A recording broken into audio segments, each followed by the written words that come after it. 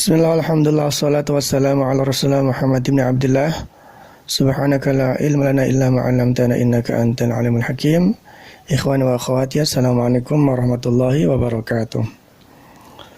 Taib, apakah kalau bulan Ramadan kita dianjurkan untuk menghatamkan Al-Quran? Tidak juga.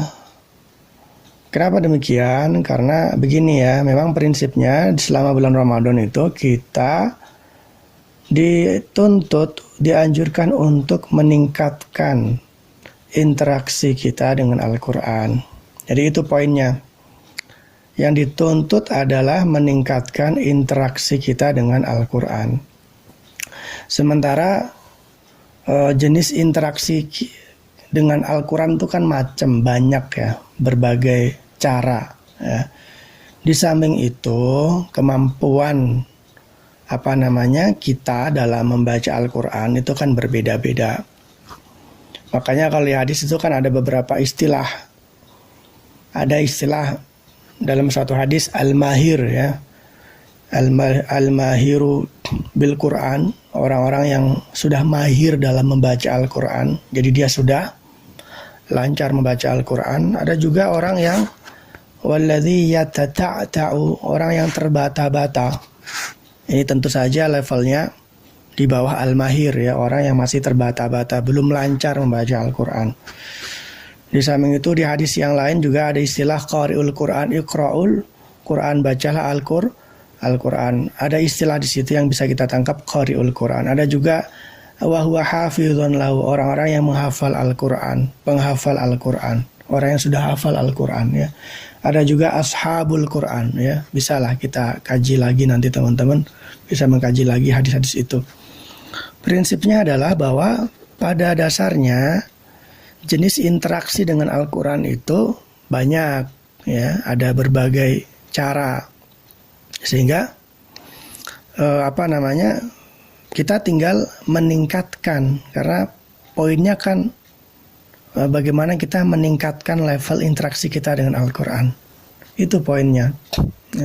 Soal apakah kita dengan menghatamkan atau tidak, itu kan teknis begitu. Sehingga kesimpulannya ya tergantung kondisi kita, kondisi kita masing-masing. Kalau kita masih dalam istilahnya proses belajar membaca Al-Quran ya, artinya teman-teman yang belum bisa membaca Al-Quran dengan baik dan benar, ya akan lebih bagus kalau selama Ramadan ini digunakan, dimaksimalkan untuk belajar tahsin, belajar tajwid. Ya, itu yang lebih utama buat teman-teman yang seperti itu. Jadi meningkatkan interaksi dengan Al-Quran buat teman-teman yang belum bisa membaca Al-Quran adalah dengan belajar membaca Al-Quran, belajar tajwid, belajar tahsin. Apalagi belajar tahsin itu hukumnya wajib fardu ain. Warattilil Qur'ana tartila wal akhdhu bit tajwidi hatmun lazimu man lam yujawwidil Qur'ana asimu. Ya, jadi belajar tajwid itu hukumnya fardu ain.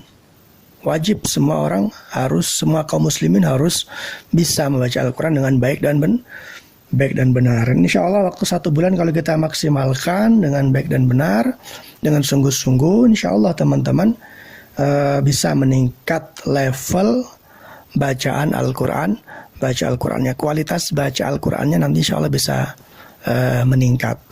Ya.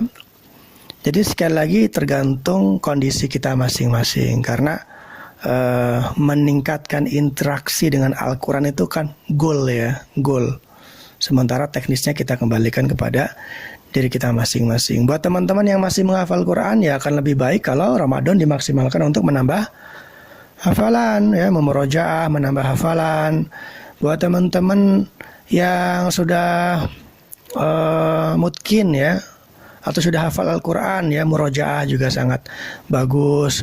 Apalagi juga ditambah dengan belajar tafsir, belajar ulumul Quran. Jadi banyak cara yang bisa kita lakukan untuk meningkatkan interaksi kita dengan Al-Quran, tergantung dengan kondisi kita masing-masing ya. akan lebih bagus ya kalau dilakukan semuanya ya. Jadi teman-teman ya belajar membaca, yang menghatamkan ya, teman-teman yang sudah menghafal juga atau teman-teman yang masih menghafal Quran juga bisa hatam Quran, bisa nambah hafalan Quran, bisa tetap murojaah Al-Quran, itu akan lebih bagus sekali ya.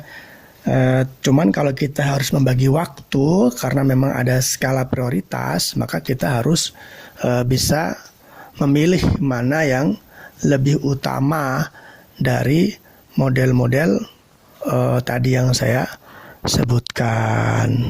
Semoga jelas ya teman-teman sekalian, karena 1 bulan ini memang waktu yang sangat terbatas sehingga harus kita maksimalkan dan kita bisa memilih amal-amal yang terbaik gitu ya, amal-amal yang terbaik, karena Allah mengatakan alladzi khalaqal mauta wal hayata liyabluwakum ayyukum ahsanu amala. Aqulu qouli hadza wassalamu alaikum warahmatullahi wabarakatuh.